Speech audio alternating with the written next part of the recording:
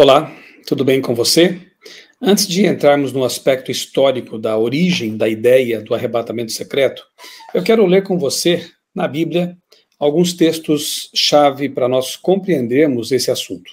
Se você tem sua Bíblia aí perto, quero que você, por favor, a tome e nós abramos juntos os textos. O primeiro deles, João 14, de 1 a 3, a grande promessa, maravilhosa promessa feita por Jesus antes de morrer na cruz. Ele disse assim para seus discípulos: que o coração de vocês não fique angustiado, vocês creem em Deus, creiam também em mim. Na casa de meu pai há muitas moradas. Se não fosse assim, eu já lhes teria dito, pois vou preparar um lugar para vocês. E quando eu for e preparar um lugar, voltarei e os receberei para mim mesmo, para que onde eu estou, vocês estejam também. Então, a grande promessa de Jesus, antes de morrer na cruz e ascender depois ao céu, foi a de que ele voltará para buscar seus filhos, buscar a sua igreja. Então, a promessa é clara.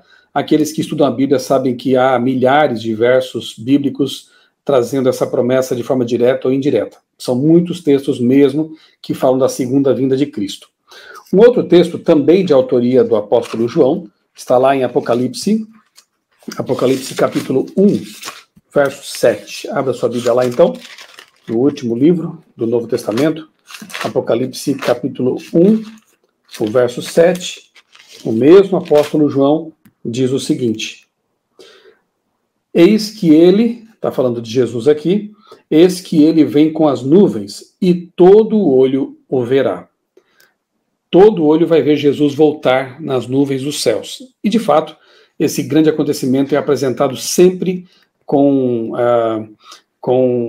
o destaque de que será algo glorioso, com som de trombeta, com resplendor. Não há nada de oculto, secreto, invisível na segunda vinda de Cristo. A Bíblia afirma que ela será em glória e majestade. Ok? Até aqui, vamos então agora para 1 Tessalonicenses. Volte um pouco aí. 1 Tessalonicenses, capítulo 4. Eu vou ler dos versos 13 até o 17. 1 Tessalonicenses, capítulo 4, 13 a 17. Diz assim o apóstolo Paulo: irmãos, não queremos que vocês ignorem a verdade a respeito dos que dormem. Ele fala aqui dos que morreram em Cristo, né? Para que não fiquem tristes como os demais que não têm esperança. Pois se cremos que Jesus morreu e ressuscitou, assim também Deus, mediante Jesus, trará na companhia dele os que dormem. E pela palavra do Senhor ainda lhes declaramos o seguinte: nós, os vivos, os que ficarmos até a vinda do Senhor, de modo nenhum precederemos ou iremos na frente dos que já morreram. Porque o Senhor mesmo, dada a sua palavra de ordem, ouvida a voz do arcanjo e ressoada a trombeta de Deus, descerá dos céus, e os mortos em Cristo ressuscitarão primeiro. Depois nós, os vivos, os que ficarmos, seremos arrebatados juntamente com eles entre nuvens, para o encontro com o Senhor nos ares, e assim estaremos para sempre com o Senhor. Portanto, consolem uns aos outros com estas palavras. Você percebeu a clareza desse texto aqui?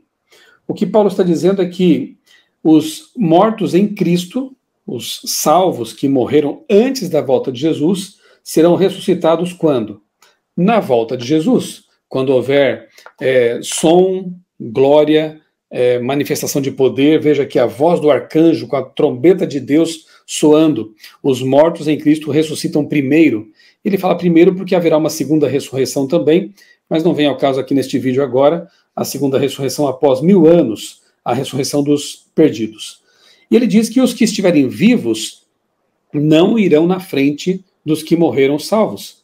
Os que estiverem vivos, os santos vivos na volta de Jesus, serão levados ou arrebatados juntamente com os que estavam mortos e agora estão vivos para encontrar Jesus nos ares. Perceba que o texto é muito claro em afirmar que o arrebatamento não só não é secreto, quanto também não acontece antes da volta de Jesus, como ensinam aqueles que pregam o arrebatamento secreto.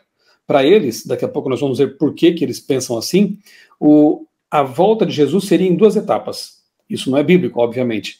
Uma acontece em algum momento, E 7 anos depois acontece então a vinda de Cristo para buscar aqueles que supostamente teriam ficado para trás. Note que se for assim, há uma marcação de datas, o que a Bíblia proíbe também. Jesus disse que ninguém sabe o dia, nem a hora, nem quando vai ser a sua volta. Mas se houver um arrebatamento secreto em algum momento, as pessoas que creem nisso saberiam que 7 anos depois seria a volta de Cristo em glória e majestade. Isso é falso. Isso viola o conceito de que não podemos marcar datas para a volta de Jesus, não podemos saber quando ele virá. Além disso, está totalmente contrário ao que Paulo ensina aqui em sua carta aos Tessalonicenses. Repito, Jesus prometeu voltar. Apocalipse 1:7 diz que será de uma forma visível, porque todo olho verá, salvos ou perdidos. E aqui Paulo diz que é na volta de Cristo, não antes, que os mortos salvos e os vivos salvos formarão um grupo só e subirão para encontrar Jesus nos ares. A palavra arrebatado muitas vezes leva a algumas incompreensões, né? Mas ela vem do grego harpazo. Nós encontramos uma ocorrência dela, por exemplo, em Marcos 3:27. Ali o texto diz que o ladrão vem para roubar, mas se ele encontra ali o valente, né, ele não consegue levar avante seu intento. O ladrão, quando vem roubar, isso não é secreto, né, é inesperado, mas não é invisível. O ladrão aparece, ele de fato está ali. Então a palavra harpazo aqui no texto, ela também se refere a tomar as coisas, levar as coisas, ou arrebatá-las do valente, no caso aqui de Marcos 3:27. Essa palavra harpazo, no grego, não significa necessariamente um arrebatamento secreto, né? Como esse texto aqui mostra. Então, é uma compreensão equivocada, não existe essa coisa de 2 etapas na volta de Jesus, a Bíblia só apresenta uma etapa, depois veremos mais alguns textos que falam sobre isso. Mas até aqui, espero que esteja ficando claro para você, o arrebatamento ocorre na volta de Cristo. Os salvos são levados, mortos que ressuscitaram e vivos que foram transformados, eles são arrebatados visivelmente na volta de Jesus, na única segunda vinda de Cristo, ok? Outro texto interessante aqui para nós lermos é de Paulo também, 1 Coríntios capítulo 15. 1 Coríntios capítulo 15, eu vou ler aqui a partir do verso 50, 51, por ali. Abra aí na sua Bíblia, capítulo 15 de 1 Coríntios, verso 51. Dali eu vou ler alguns versos. Eis que vou lhes revelar um mistério. Nem todos dormiremos, mas todos seremos transformados. Que mistério é esse? Na verdade, é um mistério revelado pelo próprio Paulo, né? No texto que acabamos de ler, em Tessalonicenses, e mesmo aqui em Coríntios também ele fala um pouco mais sobre isso. Nem todos dormiremos. Por quê? Quem estiver vivo por ocasião da volta de Jesus não verá a morte. Será transformado, como veremos daqui a pouquinho aqui, num piscar de olhos. Então, é muito claro isso, né? Nem todos dormiremos, mas todos seremos transformados. Sim, porque este corpo mortal e pecaminoso não pode herdar a vida eterna, não vai subir para o céu. O que vai acontecer, então? Num momento, num abrir e fechar de olhos, ao ressoar da última trombeta, ele falou sobre isso lá em Tessalonicenses, não é? A trombeta soará, os mortos ressuscitarão incorruptíveis e nós seremos transformados. Porque é necessário que este corpo corruptível se revista da incorruptibilidade e que este corpo mortal se revista da imortalidade. E quando este corpo corruptível se revestir da incorruptibilidade e o que é mortal se revestir de imortalidade, então se cumprirá a palavra que está escrita. Tragada foi a morte pela vitória. Onde está, ó morte, a sua vitória? Onde está, ó morte, o seu aguilhão? Veja, na volta de Cristo, todos seremos transformados. Os que aceitaram a salvação, obviamente, o plano de redenção de Jesus, né? Foram salvos pela graça de Cristo. Os mortos ressuscitam, já transformados, os vivos são transformados, como diz Paulo, num abrir e fechar de olhos, e esse grupo, como o mesmo Paulo já disse, sobe para encontrar Jesus nos ares. Vamos de volta ao Apocalipse agora, Apocalipse capítulo 7, porque os que creem na ideia não bíblica do arrebatamento secreto entendem que a igreja não vai passar pela tribulação, porque, repito, como eles ensinam, haverá um arrebatamento secreto, antes da volta de Jesus, e depois começa o período de 7 anos de tribulação. De onde vem esses 7 anos? Também já vou comentar isso com você daqui a pouquinho. Mas será que a igreja não vai passar pela tribulação? Será que ela será poupada dos últimos eventos, daquilo que vai acontecer na terra pouco antes da volta de Jesus? Eu vou ler com você agora Apocalipse 7, 9 a 17. Aqui, o texto de João também, né? Ele se refere aos salvos, à grande multidão dos salvos. Olha só o que diz aqui o texto. Apocalipse 7, a partir do verso 9. Depois dessas coisas, vi, e eis grande multidão que ninguém podia contar, de todas as nações, tribos, povos e línguas, em pé diante do trono e diante do Cordeiro, vestidos de vestes brancas, com ramos de palmeira nas mãos. E clamavam com forte voz, dizendo: ao nosso Deus que está sentado no trono, e ao Cordeiro pertence a salvação. Todos os anjos estavam em pé, rodeando o trono, e os anciãos e os 4 seres viventes, e diante do trono se prostraram sobre o seu rosto, e adoraram a Deus, dizendo: Amém, o louvor, a glória, a sabedoria, ações de graças, a honra, o poder e a força sejam ao nosso Deus, para todo sempre. Amém. Um dos anciãos tomou a palavra e me perguntou: quem são esses? Essa multidão, quem são esses? E de onde vieram? Estes que estão vestidos de branco, os salvos, portanto. Eu respondi: Senhor sabe. Então ele me disse: estes são os que vêm da grande tribulação, que lavaram suas vestes e as alvejaram o sangue do Cordeiro. Por isso estão diante do trono de Deus e o adoram de dia e de noite no seu santuário. E aquele que está sentado no trono estenderá sobre eles o seu tabernáculo. Jamais terão fome, nunca mais terão sede. Portanto, eles tiveram fome, tiveram sede, não cairá sobre eles o sol, foram abrasados pelo sol, pelo calor, não, nem qualquer outro calor forte, pois o Cordeiro que está no meio do trono os apacentará, e os guiará para fontes de água da vida, e Deus lhes enxugará dos olhos toda lágrima. Sim, a igreja, o povo de Deus, terá passado por um tempo de angústia.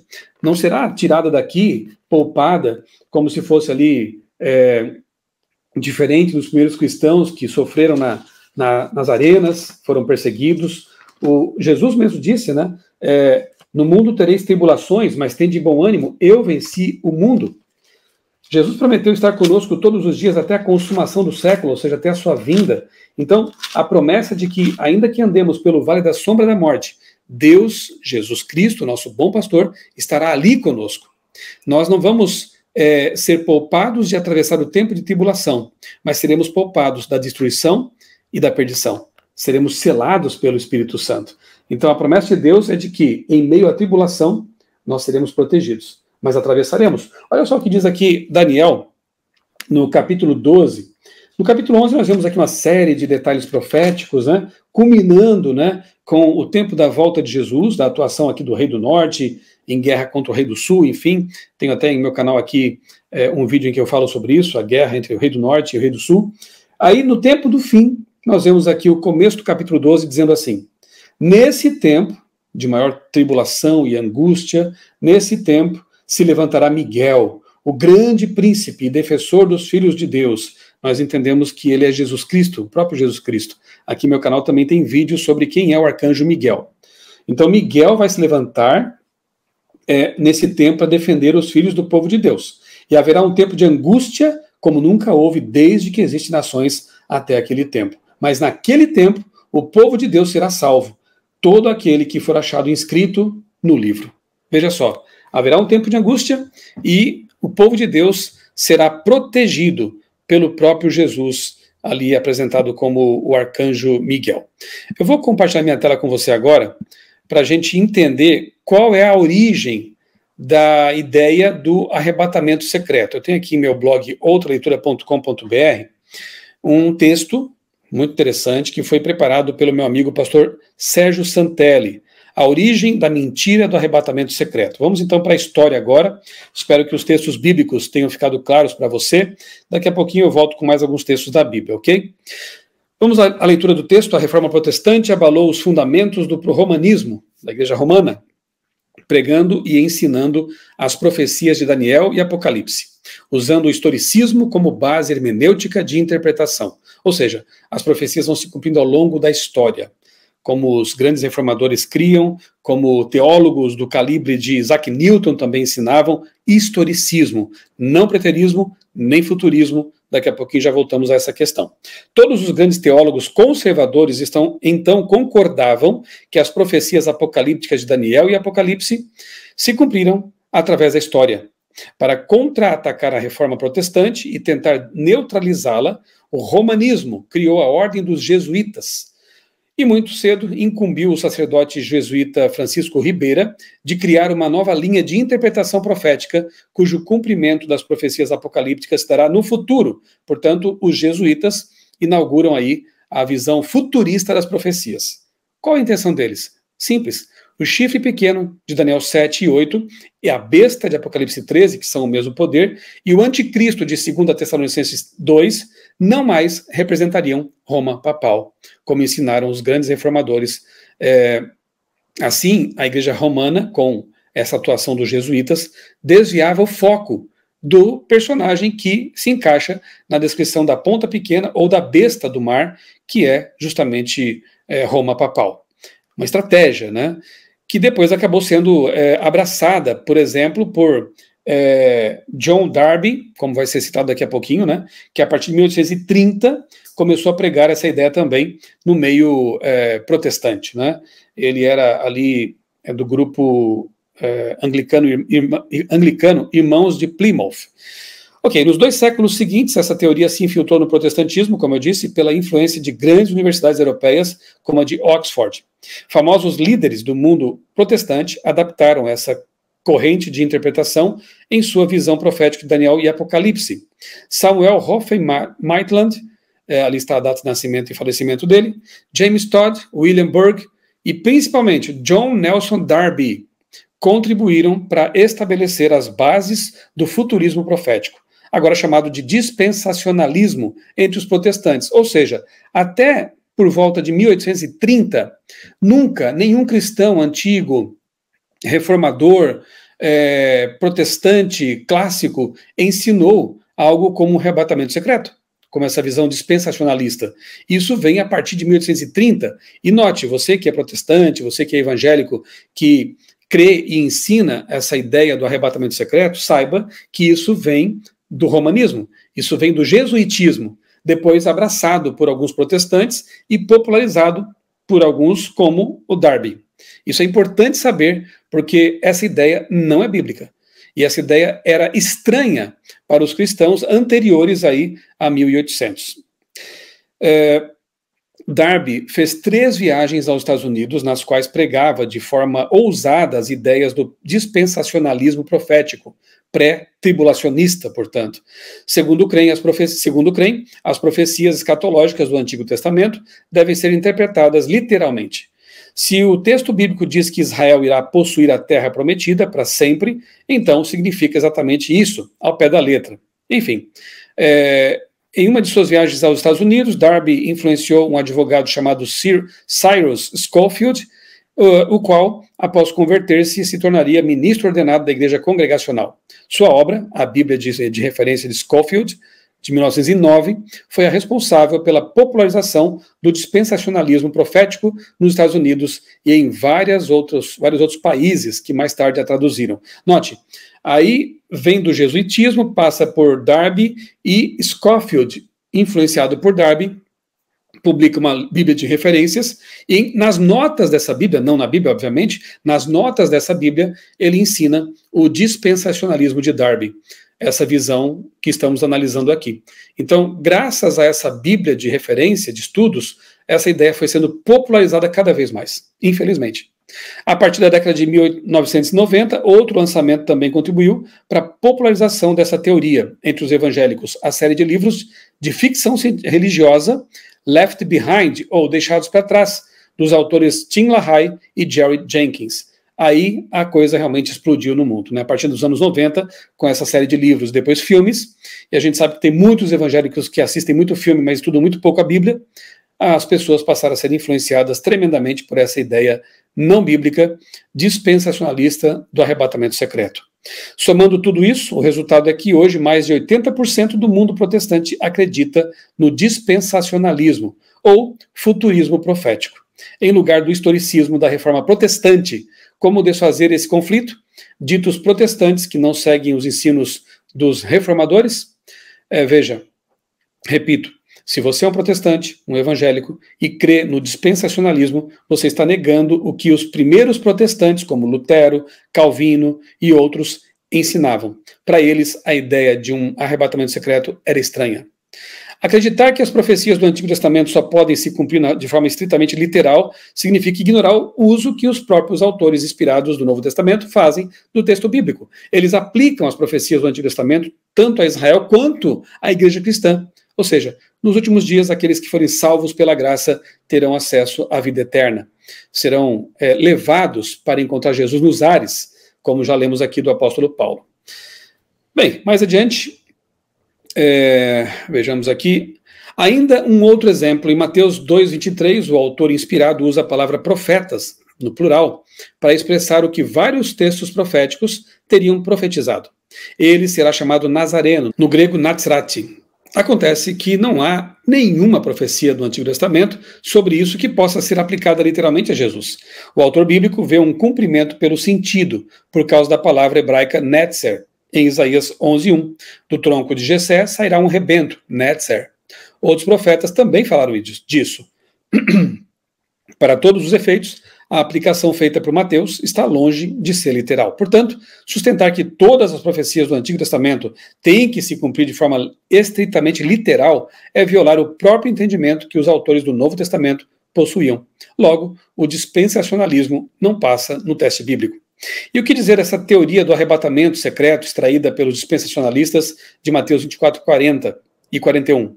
Ela se sustenta pela Bíblia? Uma leitura atenta do contexto de Mateus 24 já é suficiente para extrair 3 razões contrárias a essa teoria. Primeiro, Jesus alertou explicitamente contra qualquer um que ensinasse que seu retorno seria secreto. Ele disse: portanto, se vos disserem, eis que ele está no deserto, não saiais, ou ei-lo no interior da casa, não acrediteis, porque assim como o relâmpago sai do oriente e se mostra até o ocidente, assim há de ser a vinda do Filho do Homem. E um relâmpago que cruza o céu de leste a oeste não tem nada de secreto, convenhamos. Alguém já viu relâmpago aparecer de forma secreta? Então, se alguém disser, ele apareceu, ele já veio secretamente, quem sabe como diz as Testemunhas de Jeová, né? Ele já veio em 1914 de forma invisível. Isso é falso. Não acredite. A volta de Jesus será em glória e majestade, num dia inesperado. 2. Jesus declarou explicitamente que o mundo inteiro seria testemunha de seu retorno. Ele disse: então aparecerá no céu o sinal do Filho do Homem. Todos os povos da terra se lamentarão e verão o Filho do Homem vindo sobre as nuvens dos céus com poder. O grego ali é dinamis, que quer dizer de onde vem, né, a palavra dinamite, por exemplo, e com muita glória. 3. Jesus descreveu explicitamente o destino dos que serão deixados para trás. Ele disse: assim como foi nos dias de Noé, também será a vinda do Filho do Homem. Veio o dilúvio e os levou a todos. Ou seja, os que forem deixados para trás serão destruídos. Não tem essa de segunda chance. Isso é satânico. Como foi nos dias de Noé. Não haverá segunda chance. Esse é um grande engano que o inimigo disseminou dentro do protestantismo, graças a essa doutrina dispensacionalista do arrebatamento secreto. Veja também Hebreus 9, 27 e 28. Sendo assim, a corrente futurista de interpretação profética, incluindo o dispensacionalismo, dentro do protestantismo, carece de fundamento bíblico. Só nos resta a confiança do historicismo, defendido pelos reformadores, pelos protestantes lá clássicos, digamos assim, e também pelos adventistas. Você está pronto para os últimos eventos deste mundo? Falta muito pouco para Jesus voltar nas nuvens do céu. Naquele dia se dirá: eis que este é o nosso Deus em quem esperávamos, e ele nos salvará. Isaías 25, verso 9. Deixa eu voltar para cá agora. Quero ler com você ainda mais um detalhe que eu preciso mencionar antes que eu esqueça, né? Essa ideia dispensacionalista do arrebatamento secreto também é antissemita. Meu amigo, pastor Eleazar Domini, gravou um vídeo muito interessante sobre isso aí, né? Sobre essa questão da ideia antissemita. A visão pré-tribulacionista é antissemita e antibíblica. Postou em seu canal o pastor Eleazar Domini, vou deixar aqui na descrição também, você pode depois assistir. E é antissemita porque coloca os judeus numa categoria inferior, como se eles tivessem que ficar numa espécie de purgatório, para expurgar seus pecados até ter a chance de ir para o céu com os demais. Então, realmente é uma teoria que, além de ser antibíblica, ela é antissemita. Algumas ideias que se propagam no meio evangélico, né, sem base bíblica, têm causado grandes estragos, né? Não é só essa. Lembra daquele tal do 1000 passará, 2000 não passará? Pois é, já faz 23, 24 anos que passou. E ninguém mais fala nisso, né? Mas por muitos anos, eu me lembro muito bem, essa frase era repetida entre os evangélicos. Nós precisamos ir à Bíblia. Assim como agora repetem toda hora que a igreja vai ser arrebatada, a igreja vai ser arrebatada. São frases, são máximas, são ideias que não correspondem ao que a Bíblia ensina. Cuidado ao repetir essas ideias que não correspondem ao que a Bíblia ensina. Seja como os bereanos que Paulo elogiou, né? Vá à fonte para saber o que é a verdade. Bem, vamos ao texto que é muito usado pelos dispensacionalistas para tentar provar seu ponto de vista. Mateus, capítulo 24, o sermão profético. Pegue sua Bíblia novamente. No verso 40, nós lemos o seguinte: então 2 estarão no campo, um será levado e o outro será deixado. 2 mulheres estarão trabalhando no moinho, uma será levada e a outra será deixada. Será que eu posso pegar agora esses 2 versos e colocá-los em oposição a todos os textos que lemos até agora? É assim que se estuda a Bíblia? Bem, nem precisamos ir muito longe. É só você voltar um pouquinho para entender que história é essa de um será deixado e o outro será levado. Do verso 37 para frente a gente lê assim: pois assim como foi nos dias de Noé, assim será também a vinda do Filho do Homem. Pois assim como nos dias anteriores ao dilúvio, comiam, bebiam e casavam e davam-se em casamento, até o dia em que Noé entrou na arca e não o perceberam, até que veio o dilúvio e os levou a todos. Assim será também a vinda do Filho do Homem. Então, o dilúvio veio, um grupo de pessoas, a família de Noé foi salva na arca e os demais pereceram, foram deixados para trás. Como? Mortos. Então, se a volta de Cristo é comparada ao dilúvio, como o texto diz, nós temos que entender que um grupo é levado a salvo e um grupo é deixado morto. A Bíblia diz que o ímpio vai ser destruído pelo sopro da boca do Senhor. Ele não vai suportar a volta de Jesus. Alguns, como no Apocalipse nós lemos, né, vão dizer às montanhas e às pedras, aos rochedos, caiam sobre nós e escondam-nos da glória do Senhor. Então, não leia versos isolados de seu contexto.